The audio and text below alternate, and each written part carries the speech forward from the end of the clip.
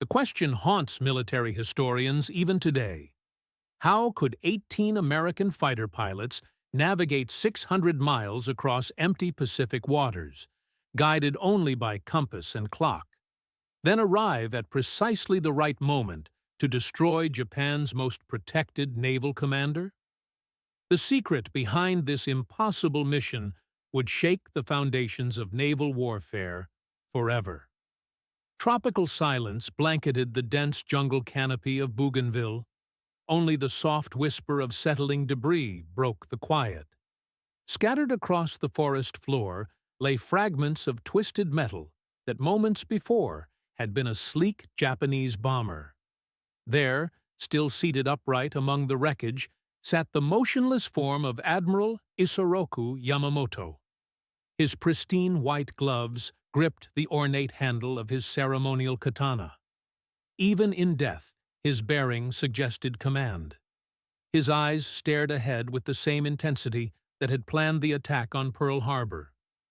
Black smoke drifted upward through the canopy like incense at a funeral. This was no random wartime casualty. This was the calculated elimination of Japan's premier military mind, the mastermind behind December 7th. The naval genius who had promised Emperor Hirohito swift victory in the Pacific. Just minutes earlier, the clear morning sky had transformed into a deadly arena.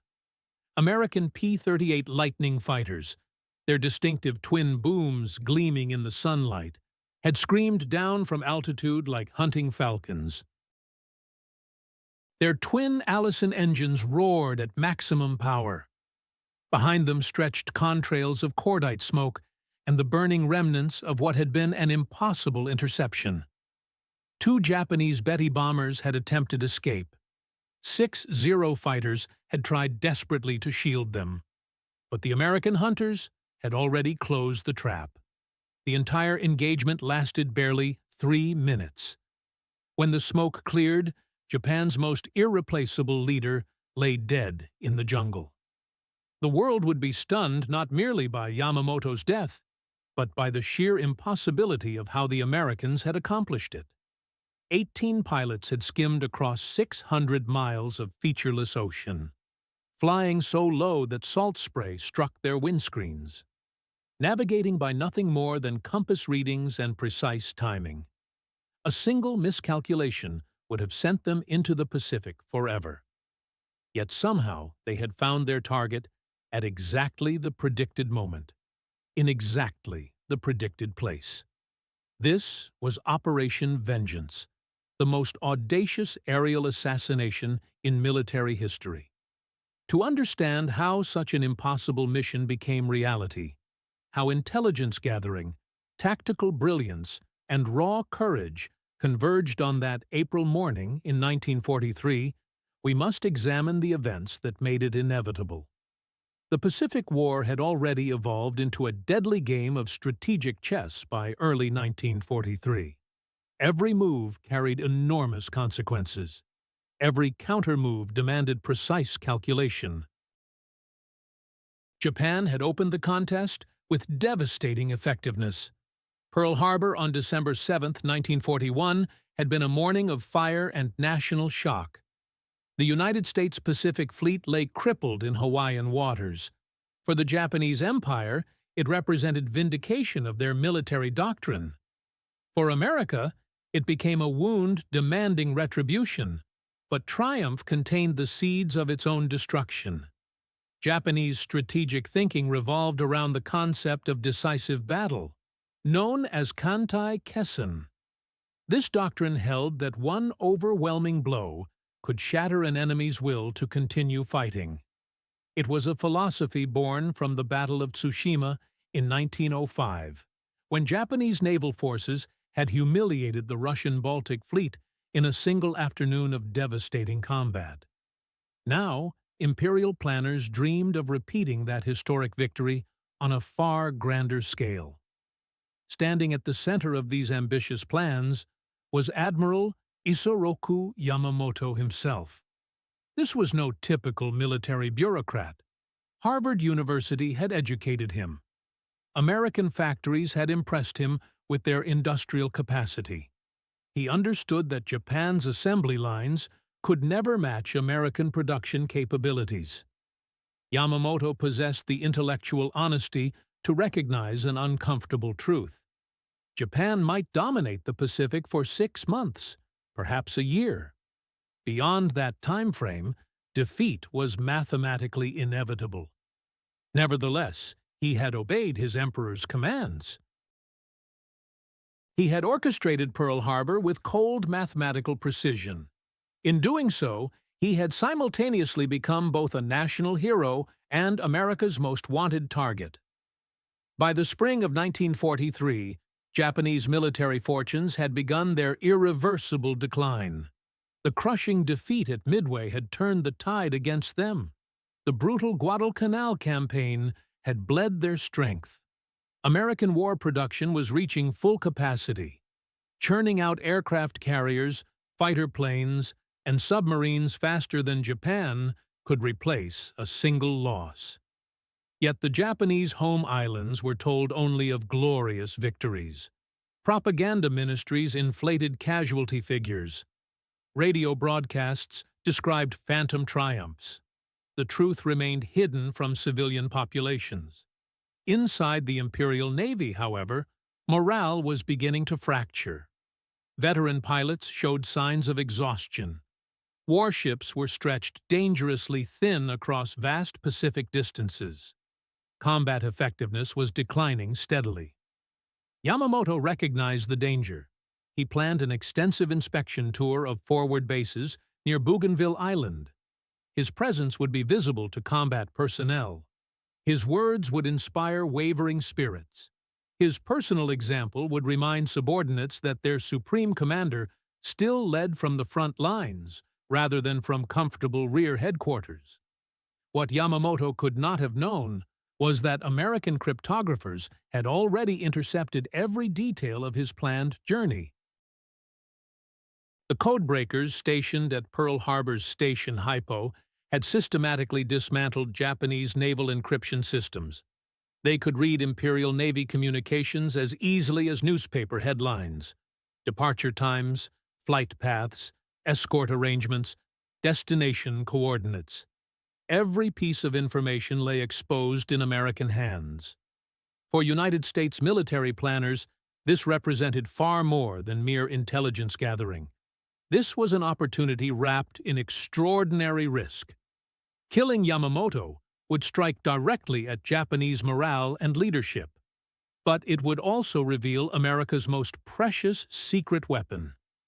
If Japan realized that their naval codes had been compromised, the intelligence advantage would vanish overnight. Every future operation would be conducted in darkness. The decision ultimately reached the highest levels of American command. Admiral Chester Nimitz weighed the options. Admiral William Bull Halsey pushed for action. President Franklin Roosevelt himself gave final authorization. The order that emerged was elegantly simple: get Yamamoto. The Japanese doctrine of decisive battle was about to be turned against its greatest practitioner. Japan's belief that a single blow could change the entire course of a war would soon be proven absolutely correct, but not in the manner they had envisioned. The stage was now set for collision. American hunters prepared their weapons with methodical care. The Japanese prey prepared for what he believed was a routine inspection flight. Fate and strategy drew inexorably closer with each passing hour. The decision had been made at the highest levels: get Yamamoto. But the gap between decision and execution yawned like an ocean trench. The Pacific stretched endlessly in all directions. 600 miles of empty water separated American bases at Guadalcanal from the intercept zone near Bougainville. No American fighter aircraft possessed the range to fly that distance and return safely. No aircraft except one, the Lockheed P-38 Lightning. This was a machine unlike anything else flying in 1943. Twin Allison engines stretched along two distinctive booms. The central nacelle housed the pilot like a spear point. 4 50-caliber machine guns and one 20-millimeter cannon clustered in the nose section. Unlike other fighters, there were no convergence problems with wing-mounted weapons. The Lightning delivered a single concentrated stream of destruction. When equipped with external drop tanks, it could reach farther than any other fighter in the Pacific theater. Even so, the mathematical calculations were brutally unforgiving. The mission would require more than 1,000 miles of total flying time. Pilots would have only minutes of fuel remaining for actual combat maneuvering. A single navigation error or unexpected headwind would leave them swimming in shark-infested waters. The margin for error was razor-thin. Into this mathematical nightmare stepped the experienced pilots of the 339th Fighter Squadron. Major John Mitchell would command the mission. He possessed the temperament of an accountant and the skills of a master navigator. His mind processed numbers like a calculating machine. Compass headings, airspeeds, wind drift corrections, fuel consumption rates. Every variable had to be calculated perfectly. There would be no second chances.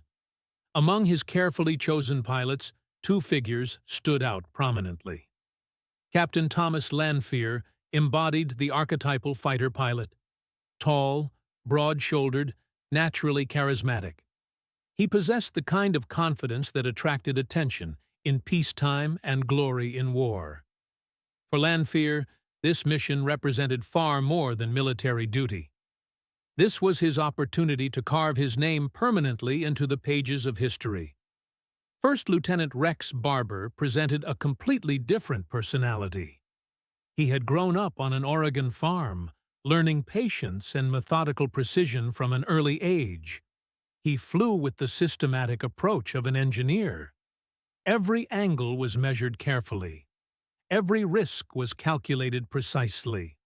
While Lanphier dreamed of fame and recognition, Barber sought only to complete his assigned mission successfully. Together, they formed part of what planners designated as the killer flight.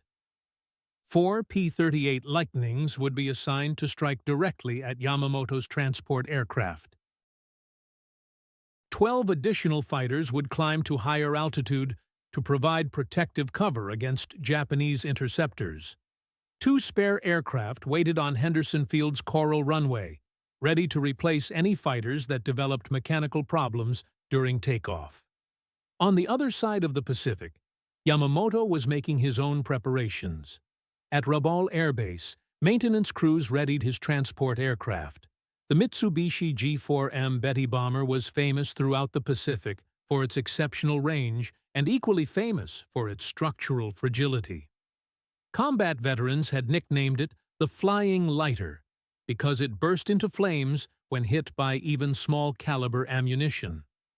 Despite its vulnerabilities, the Betty remained Yamamoto's transport of choice. It was fast enough and possessed sufficient range to carry him safely across the scattered island chains. 6 Zero fighters would provide close escort protection. These were veteran pilots who had already engaged American fighters in numerous previous battles. They respected the P-38 Lightning as a dangerous opponent, especially in high-speed diving attacks. But they also knew its weaknesses. The Lightning was clumsy in tight-turning engagements. Their nimble Zeros could outmaneuver it easily if they saw the threat developing in time. The Americans planned to deny them that crucial early warning. Marine Major John Condon had drafted the initial flight route, but Mitchell rejected it entirely. He recalculated every segment himself, plotting a course that would avoid Japanese observation posts and radar installations. The Lightning formation would stay low over the water throughout most of the journey. They would climb to attack altitude only at the final moment. The pilots gathered in Henderson Field's rough briefing tent. Maps covered wooden tables. Fuel calculations were scribbled on scraps of paper. A single degree of navigational error would mean missing the target entirely. There would be no opportunity for course corrections. They studied the risks in uncomfortable silence. Shark-infested waters awaited any pilot forced to ditch his aircraft. Dense jungle meant slow death for anyone shot down over land.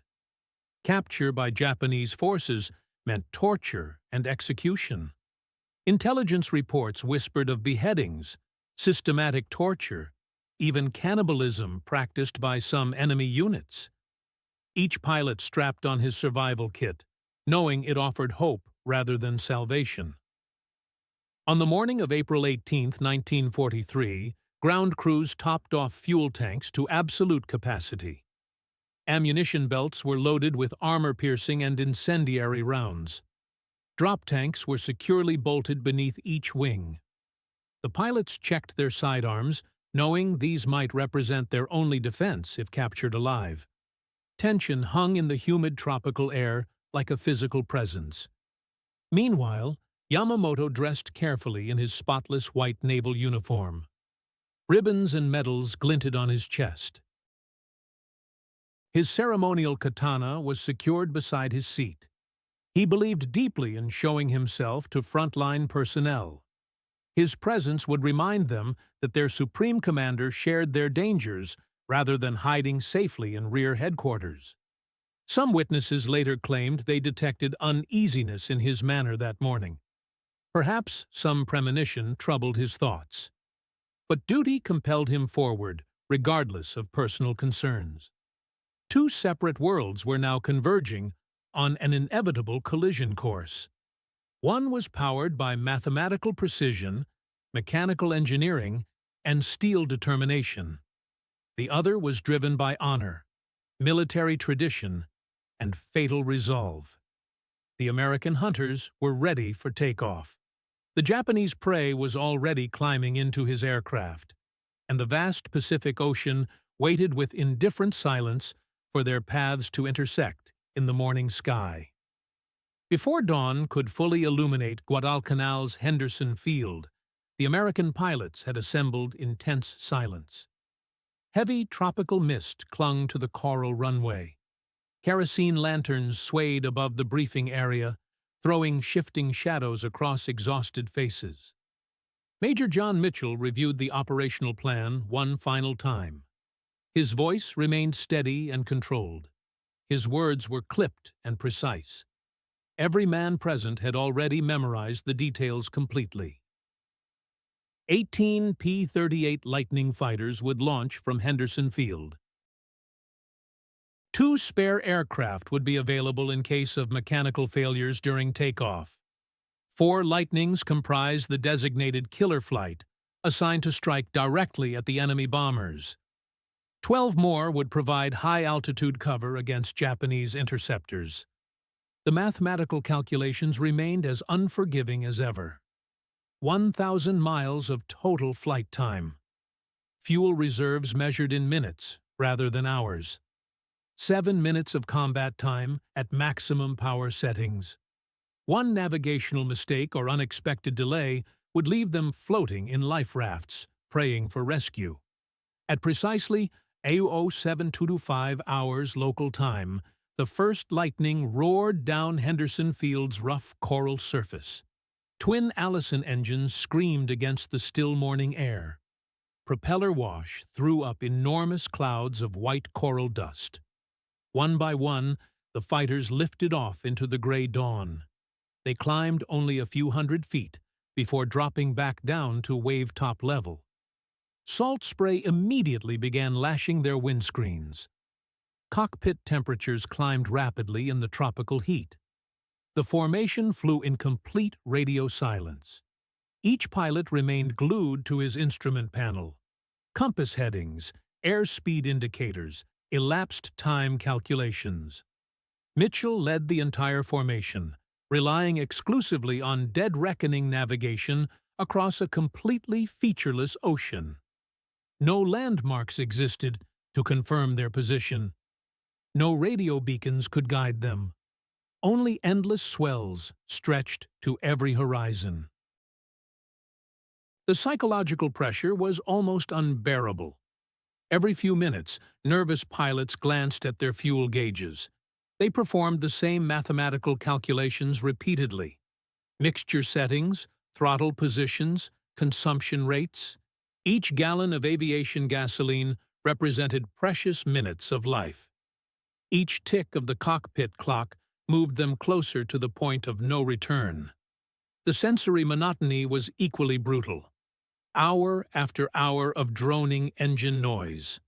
The hypnotic rolling motion of Pacific swells beneath their wings.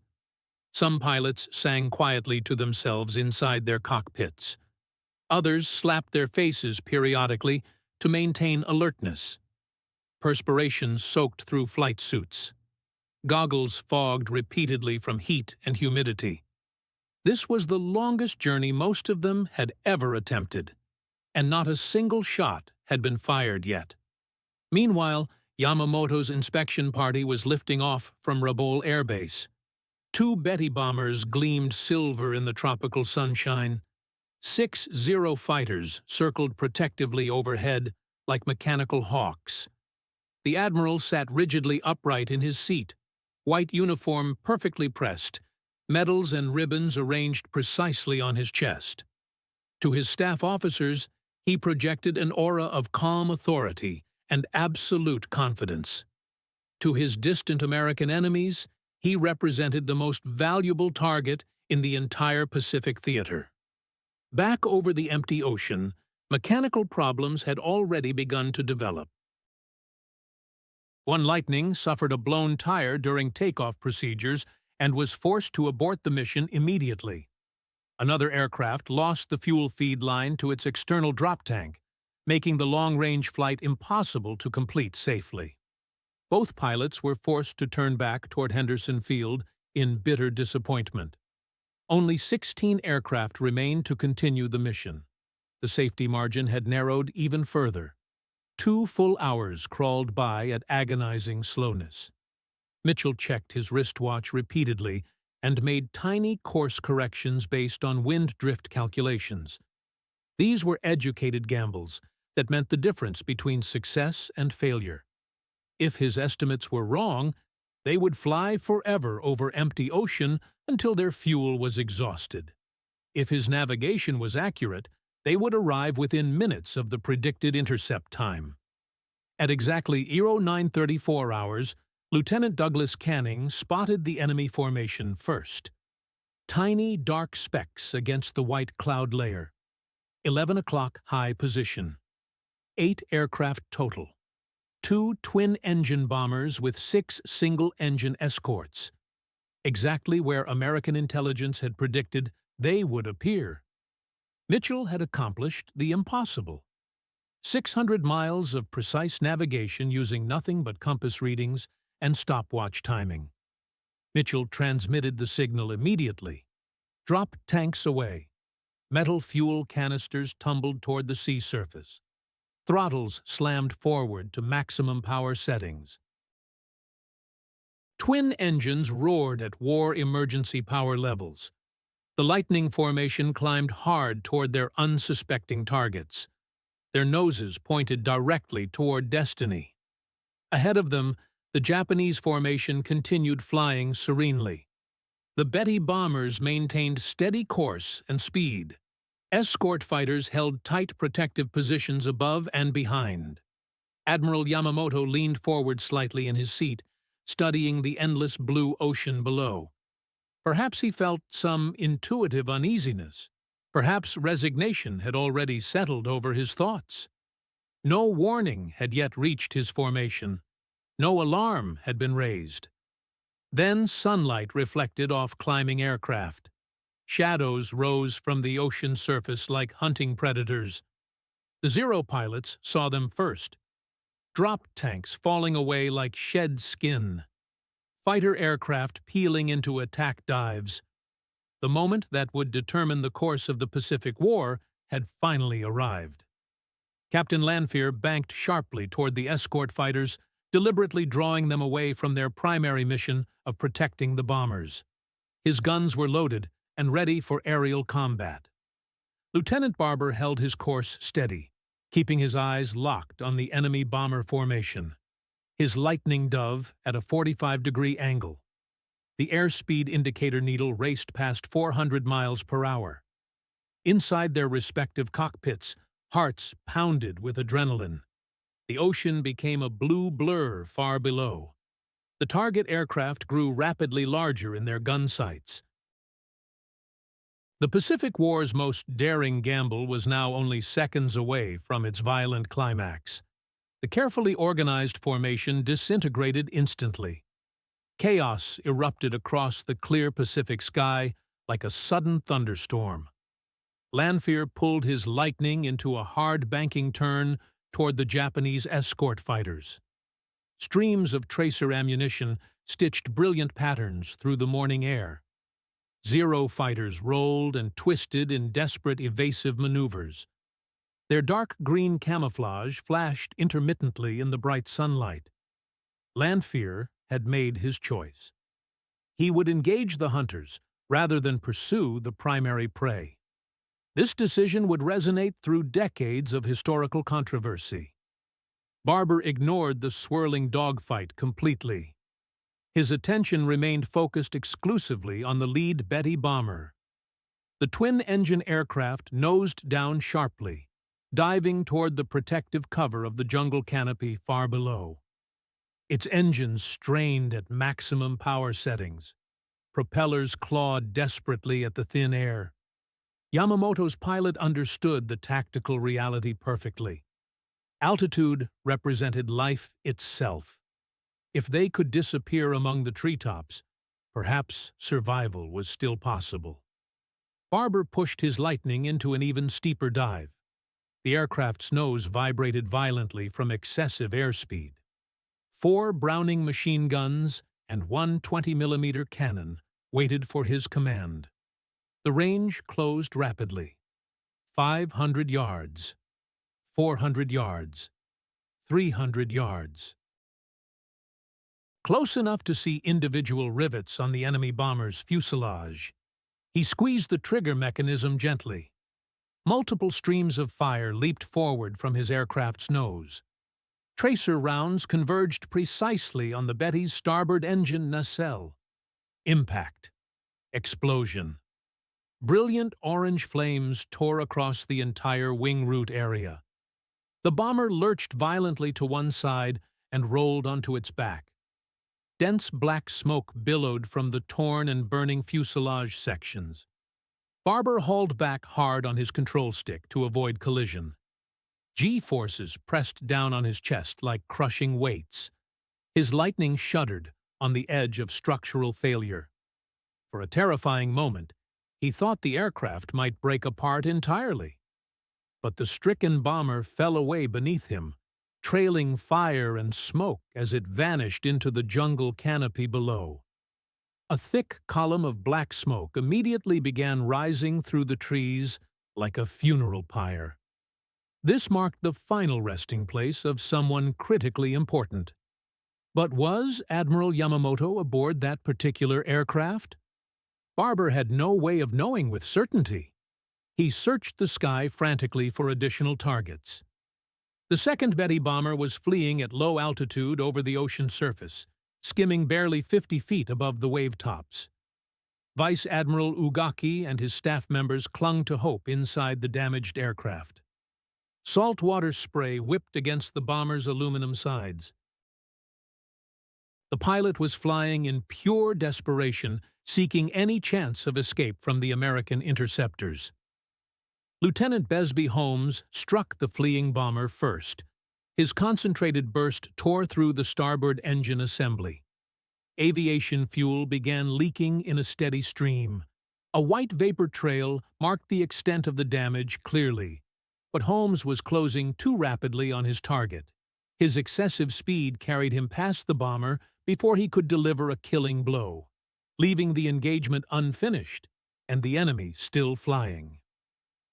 Barber maneuvered for a second attack run. He lined up his gun sight carefully, calculating the proper deflection angle for a moving target. His first burst splashed harmlessly into the ocean surface, sending up towering geysers of white water. Then his tracer stream walked steadily upward, stitching across the bomber's fuselage before concentrating on the port engine. Flames burst out immediately. The Betty staggered like a wounded bird.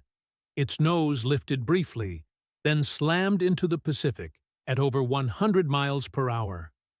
The impact tore the aircraft completely apart. Wings separated from the fuselage. The tail section broke free. Debris scattered across a wide area of churning water.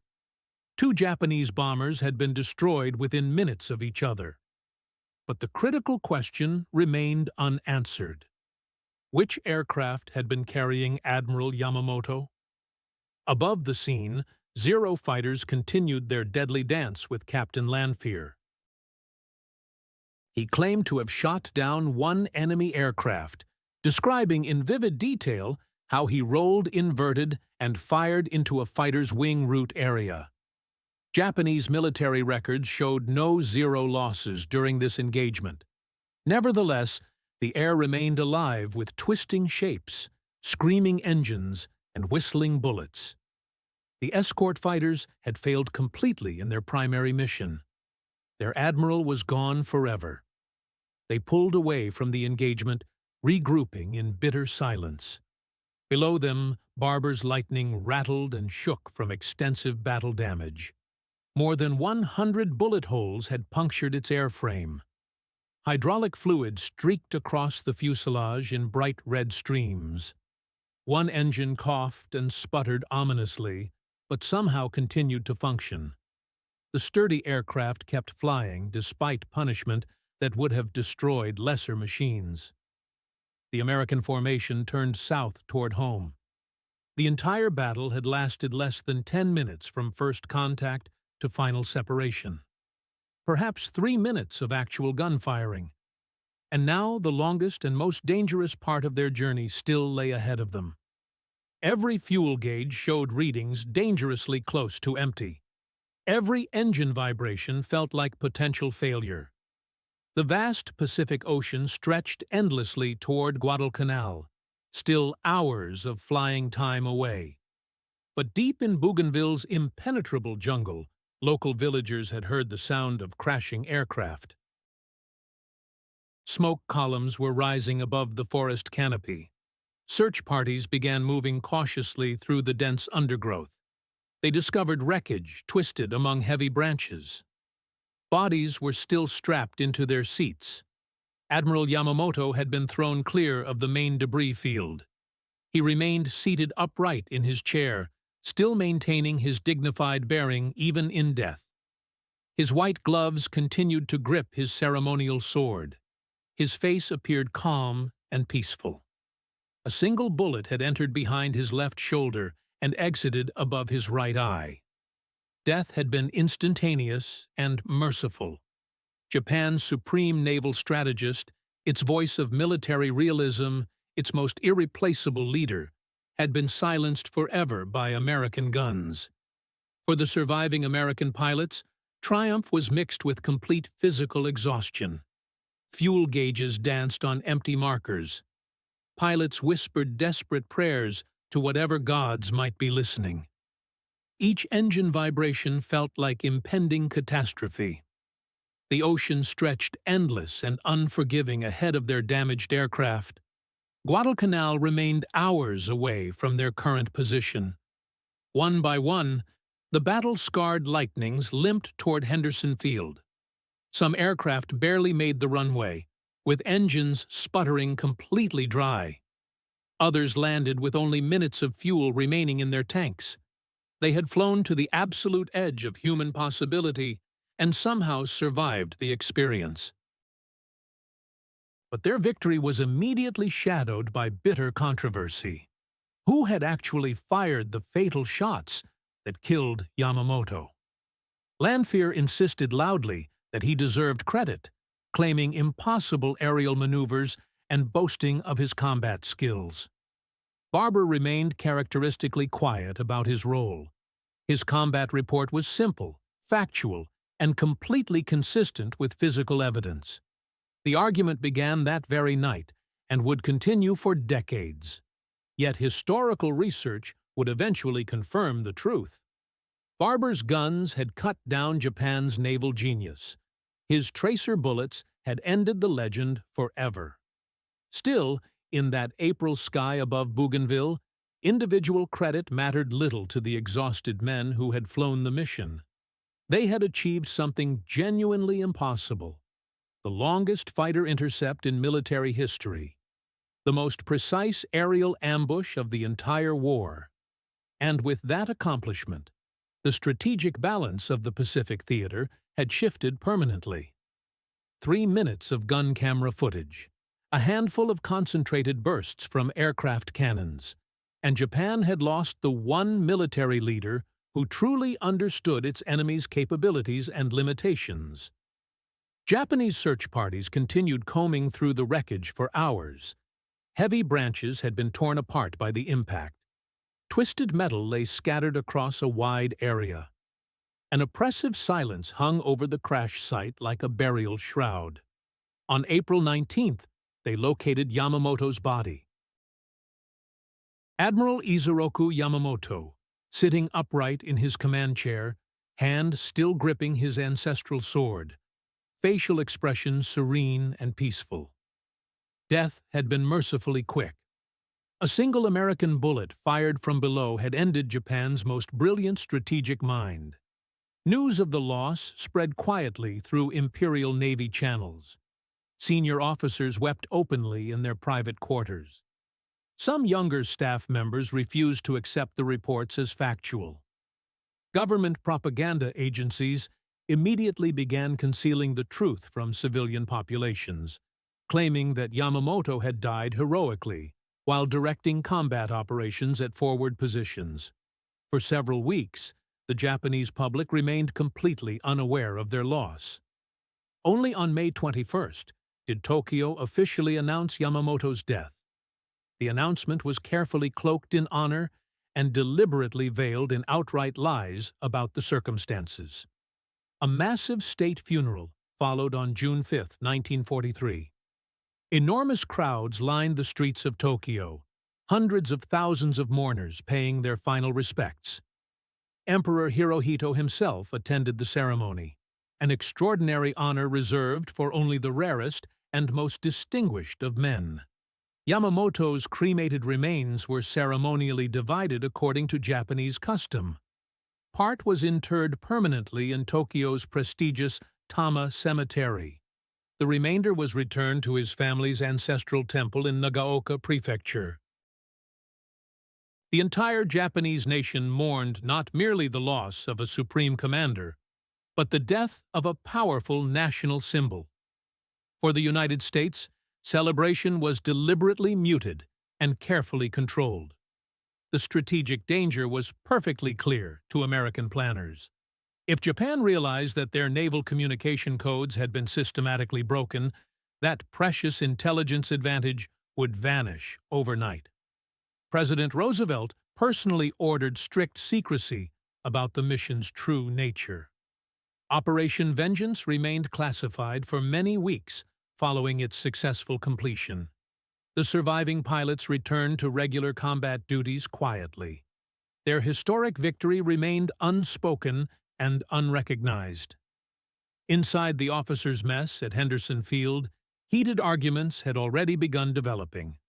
Lanphier claimed exclusive credit for killing Yamamoto. Barber characteristically said very little about his own role in the mission.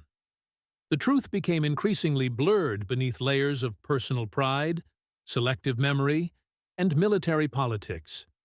Official credit was eventually split equally between both pilots. Half the victory to Lanphier, half to Barber. This bureaucratic compromise satisfied absolutely no one involved. Decades later, careful analysis of physical evidence and flight path reconstructions confirmed that Barber alone had struck Yamamoto's aircraft. By then, however, the damage to historical accuracy had been permanently done. Bitterness and resentment lingered among the participants. For the men who had actually flown that desperate mission, simple survival felt like complete triumph. Fuel tanks had run completely dry during the return flight. Engines had sputtered and died.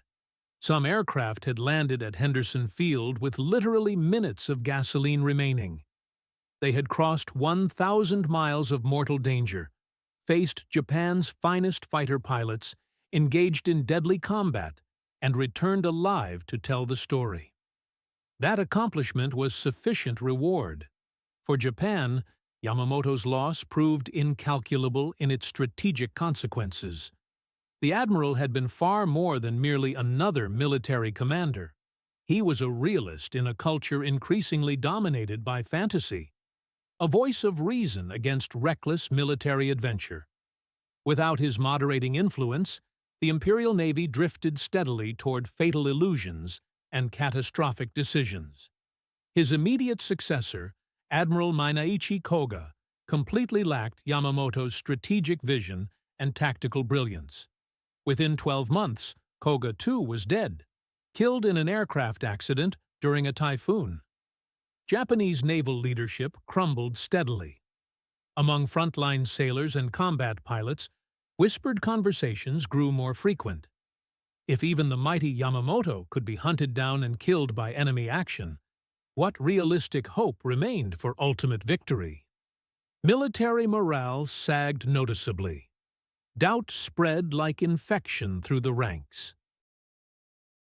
The carefully constructed myth of Japanese invincibility died permanently in Bougainville's jungle canopy. Throughout America, Operation Vengeance proved far more than tactical skill or technological superiority. It demonstrated conclusively that American reach could extend anywhere across the Pacific Ocean. The hunters had crossed vast oceanic distances, struck with surgical precision, and returned safely to base. The strategic message was unmistakably clear. The Pacific would never again belong exclusively to Japan. The brief battle was over completely, but its consequences were only beginning to unfold across the theater of war. The smoke rising from Bougainville's jungle gradually faded into memory. But the echo of Yamamoto's death would carry across every subsequent Pacific engagement and into the permanent record of history. For Japan, it represented a wound that would never properly heal. Yamamoto had served as the crucial bridge between ancient samurai traditions and the cold mathematical reality of American industrial capacity, between concepts of honor and the harsh truth of logistics and production. Without his guiding influence, the Imperial Navy lost its strategic compass entirely. His successors clung desperately to comforting illusions: spirit over steel, noble sacrifice over practical strategy. This path led inevitably toward complete national ruin. The myth of invincibility lay shattered beyond repair. If Yamamoto himself could be hunted down and eliminated by enemy action, no Japanese leader anywhere was truly safe from American reach. Morale withered steadily. Confidence eroded continuously. Whispered conversations grew among pilots and sailors throughout the fleet. If the Navy could not protect its own supreme commander, what could it realistically protect? Each subsequent defeat that followed, from the Philippine Sea to Leyte Gulf, was measured psychologically against that original loss. Yamamoto's absent shadow hung over every major engagement like a ghost. For the United States, Operation Vengeance became instant legend, living proof that intelligence gathering, tactical courage, and mechanical precision could bend the course of fate itself. The codebreakers stationed at Pearl Harbor's Station Hypo, the mission planners working at Guadalcanal, the pilots who had skimmed Pacific wavetops for hours, all had combined their individual efforts to create something genuinely unprecedented in military history. This was not merely another battle between opposing fleets or armies. This was the deliberate removal of a single irreplaceable man whose strategic mind had shaped an entire nation's war effort. The message transmitted by this success was unmistakably clear to every observer. Geographic distance meant absolutely nothing. Time zones meant nothing. If American forces could successfully reach Yamamoto himself, they could reach anyone, anywhere. The tactical lessons endured for decades. Range and endurance mattered critically. Intelligence gathering mattered supremely, but individual human courage mattered most of all. The P-38 Lightning had proven its exceptional worth under the most demanding circumstances possible. Long range, heavy armament, twin-engine reliability that brought pilots home safely when single engines would have failed completely. The mission's success directly influenced the development of the P-51 Mustang, the evolution of long-range escort doctrine, and the strategic concept of precision strikes against enemy leadership. But beyond weapons technology and tactical innovations lay the deeper human truth.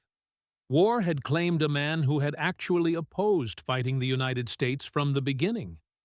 Yamamoto had warned repeatedly against engaging American industrial capacity. He understood the mathematical odds perfectly, yet duty and honor had chained him to his emperor's service. In death, he became simultaneously both victim and architect of Japan's approaching tragedy. For military historians, his elimination remains a crucial turning point in Pacific War chronology. For the pilots who had flown the mission, it represented survival mixed with profound moral unease. They had killed a genuine strategic genius, quite possibly saving thousands of lives by ending his tactical vision. But the moral weight of targeted assassination lingered in their thoughts. War creates victory and loss simultaneously. Sometimes both emotions exist in the same heartbeat. April 18, 1943. 3 minutes of concentrated gunfire. 1,000 miles of desperate flight. One irreplaceable man gone forever. And the Pacific War was never again the same.